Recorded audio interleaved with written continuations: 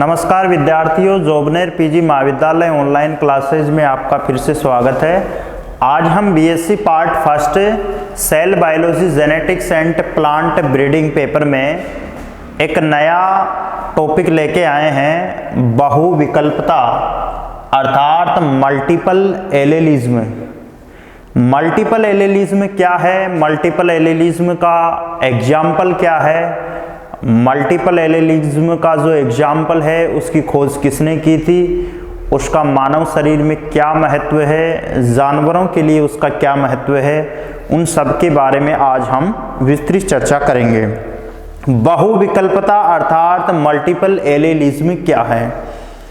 परिभाषा के तौर पर देखें तो प्रभावी जीनों के साथ में या विकल्प कुछ जो जीन होते हैं उन जीनों के साथ में कुछ विकल्पी जीन भी उपस्थित होते हैं। उनकी संख्या 2 या 2 से अधिक हो सकती है, उसे कहते हैं बहुविकल्पी या बहुविकल्पता कहते हैं।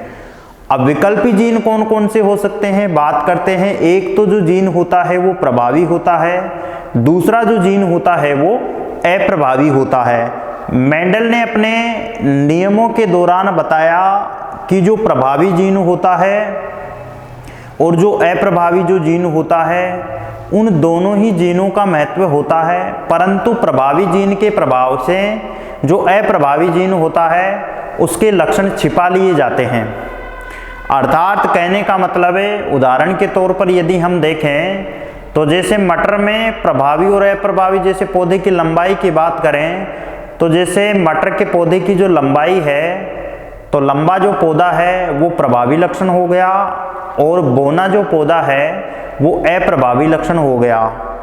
तो इसी प्रकार जो बहुविकल्पता होती है उसमें प्रभावी और अप्रभावी जो जीन होते हैं वो दोनों ही जीन माता और पिता से प्राप्त होते हैं। या तो आप ऐसा मान लीजिए, कुछ देर के लिए यदि हम माने कि प्रभावी लक्षण का मतलब हो गया लंबा जो है वो लक्षण पिता से आया और बौना जो लक्षण है वो माता से आया। तो F1 पीढ़ी में जो प्रजाति प्राप्त होती है वो हमारे को संकर प्राप्त होती है, लंबी प्रजाति हमारे को प्राप्त होती है।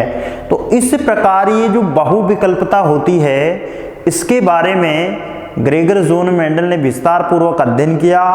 उसके बाद में जो बहुविकल्पता का जो उदाहरण है वो है मनुष्य में रक्त समूह।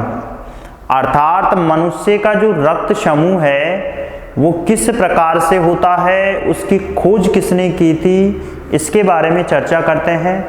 तो मनुष्य के रक्त समूह की बात करें तो मनुष्य के रक्त समूह की खोज सबसे पहले 1940 में कार्ल लैंडस्टीनर ने की थी। कार्ल लैंडस्टीनर वैज्ञानिक ने बताया कि मानव शरीर में जो रक्त समूह है वो ABO प्रकार का पाया जाता है। इसके अलावा और भी रक्त समूह होता है जैसे RH type, MN type, RH type और MN टाइप। ये प्रकार के भी रक्त समूह होते हैं, परंतु विशिष्टतः जो रक्त समूह होता है वो ABO रक्त समूह होता है। तो ABO रक्त समूह के बारे में सर्वप्रथम कार्ल लैंडस्टीनर ने विस्तार पूर्वक अध्ययन करके बताया था। उसके बाद में उनके ही एक विद्यार्थी थे डी कैस्टेलो, उन्होंने अध्ययन करके और कार्ल लैंडस्टीनर के सानिध्य में उन्होंने कार्य किया था और उन्होंने AB रक्त समूह की खोज की थी। AB रक्त समूह की खोज की थी। तो यदि परीक्षा में प्रश्न पूछा जाए कि ABO रक्त समूह के बारे में सबसे पहले कौन से वैज्ञानिक ने बताया था तो हमारे को लिखना है कार्ल लैंडस्टीनर। और यदि क्वेश्चन आए कि AB रक्त समूह की खोज किसने की थी तो हमारे को बताना है कार्ल लैंडस्टीनर के शिष्य डी कैस्टेलो ने AB रक्त समूह की खोज की थी।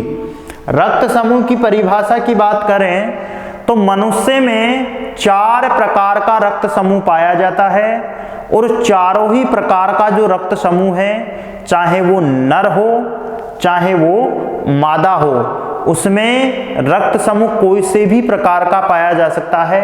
अब रक्त समूह की बात करते हैं कि 4 प्रकार का जो रक्त समूह होता है वो कौन कौन सा होता है।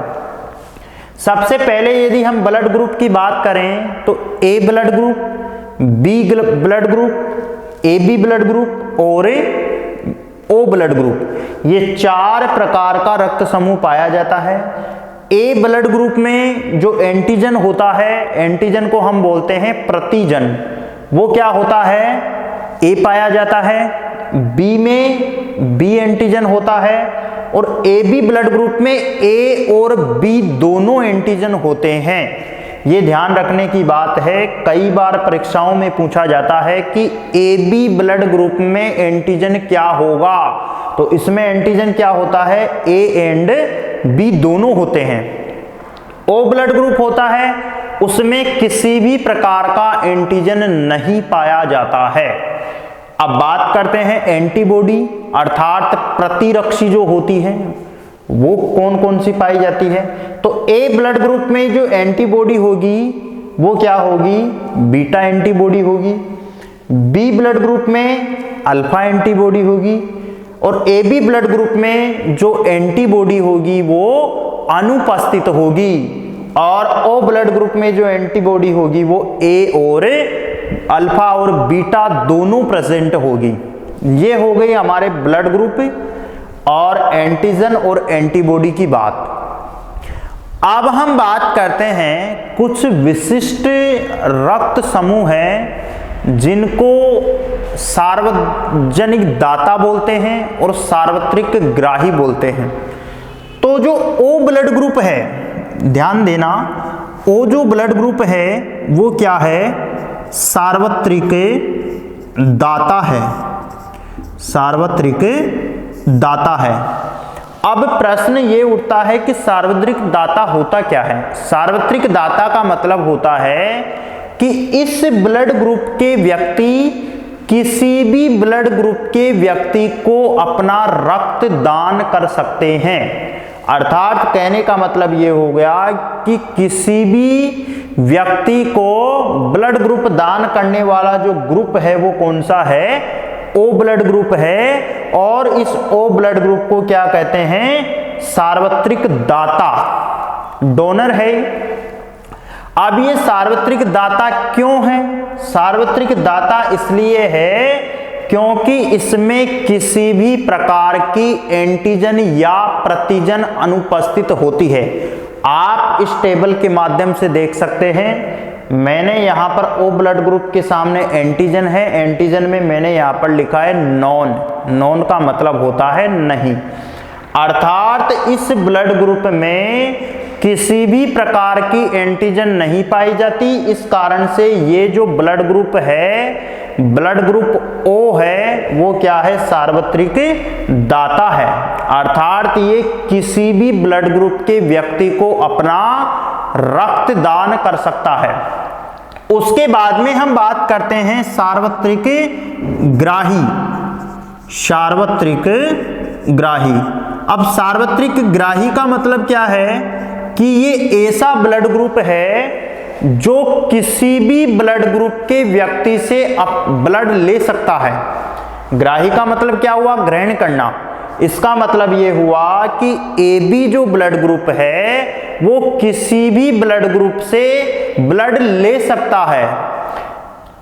अब ये ब्लड क्यों ले सकता है किसी से, क्योंकि इसमें किसी भी प्रकार की एंटीबॉडी नहीं पाई जाती है और इसमें जो एंटीजन होते हैं वो दोनों प्रेजेंट होते हैं, ए और बी दोनों प्रेजेंट होते हैं। इस कारण से सार्वत्रिक ग्राही जो ब्लड ग्रुप ए बी है वो किसी भी प्रकार के रक्त समूह वाले व्यक्ति से ब्लड ले सकता है। ये हो गई हमारी ब्लड ग्रुप की बात।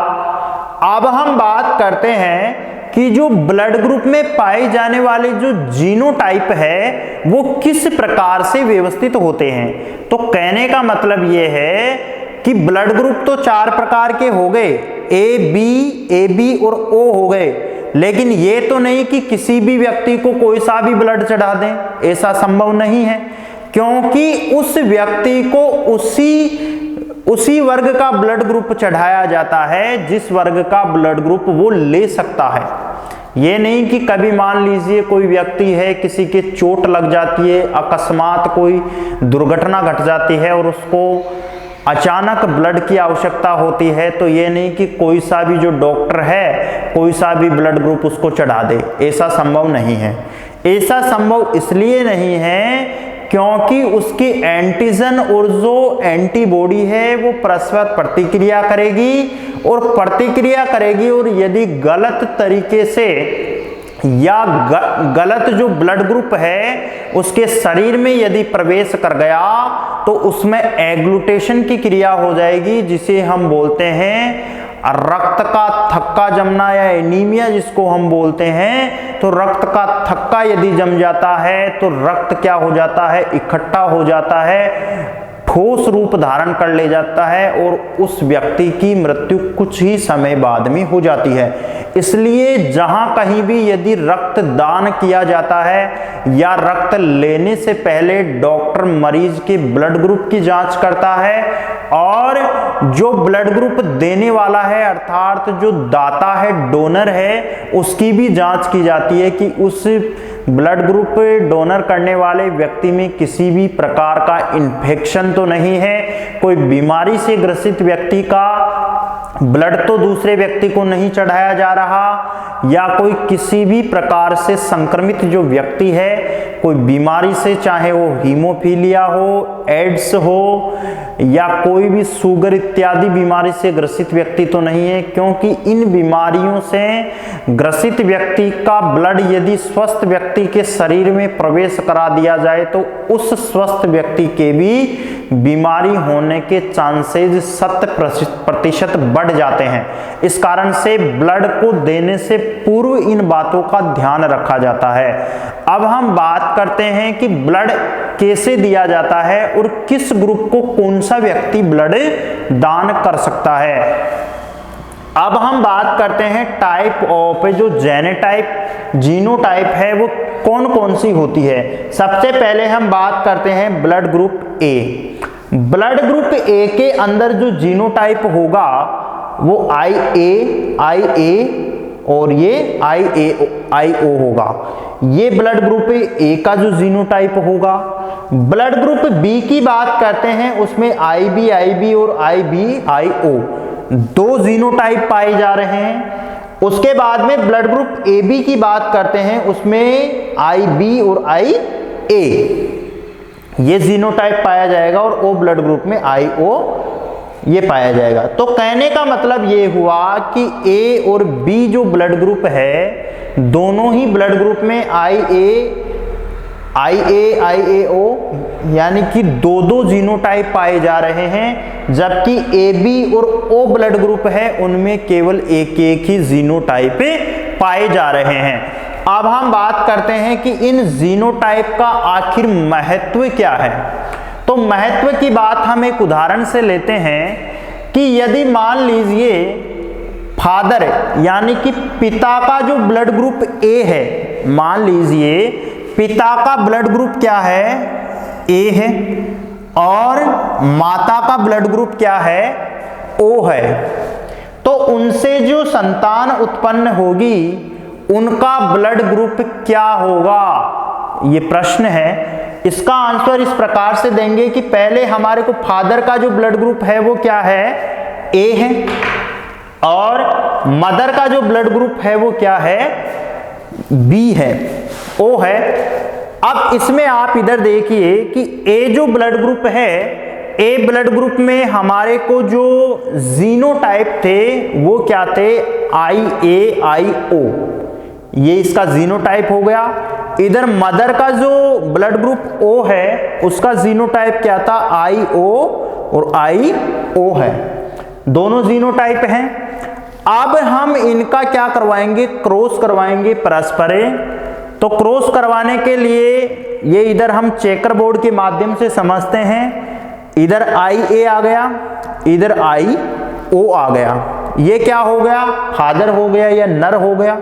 इधर ये मादा का ब्लड ग्रुप क्या है, IO है, O टाइप का है तो जीनोटाइप IO हो गया, क्योंकि ये IO तो सेम है दोनों के। अब इन दोनों का जो होगा वो क्या होगा, इसमें जो बनेगा वो क्या बनेगा, IA, इधर IO हो गया, तो इसका जो बनेगा IAO, IO और IO और IO।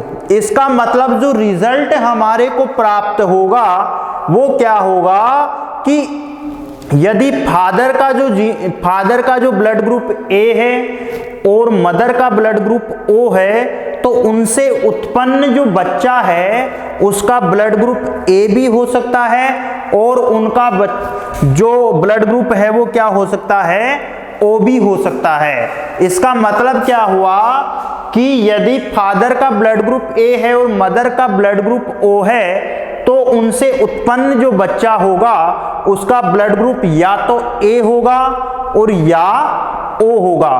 वो इसलिए होगा क्योंकि इसका जो बच्चे का जो ब्लड ग्रुप होगा वो IAIO, IAIO का मतलब क्या हुआ, ये आ रहा है, तो इस ग्रुप का कौन सा ग्रुप है ये, A, तो इसका मतलब क्या हुआ, ये बच्चा क्या होगा, या तो A ब्लड ग्रुप वाला होगा और या होगा IO का मतलब ये क्या हो गया, ये रिजल्ट हमारे पास आ रहा है, इसका मतलब ये क्या है, O ब्लड ग्रुप। तो कहने का मतलब ये हुआ कि यदि इस प्रकार के क्वेश्चन परीक्षा में पूछे जाते हैं, कई बार कंपटीशन में भी ऐसे प्रश्न आ जाते हैं कि फादर का ब्लड ग्रुप A है, मदर का ब्लड ग्रुप O है, तो उनसे उत्पन्न बच्चे का ब्लड ग्रुप क्या होगा।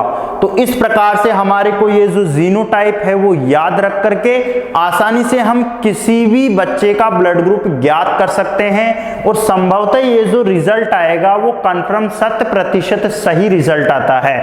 तो इस प्रकार आज हमने बहुविकल्पता के बारे में विस्तार पूर्वक चर्चा की, किस प्रकार से ब्लड चढ़ाया जाता है, कौन सा ब्लड किस व्यक्ति को दिया जा सकता है, कौन सा ऐसा ब्लड ग्रुप है जिसको हम ले सकते हैं और कौन सा ब्लड ग्रुप है जिसे हम आसानी से दान कर सकते हैं। तो इन सब के बारे में आज हमने विस्तृत चर्चा की। आगामी क्लास में हम एक नया टॉपिक लेकर के आएंगे। तब तक के लिए सभी विद्यार्थियों को धन्यवाद।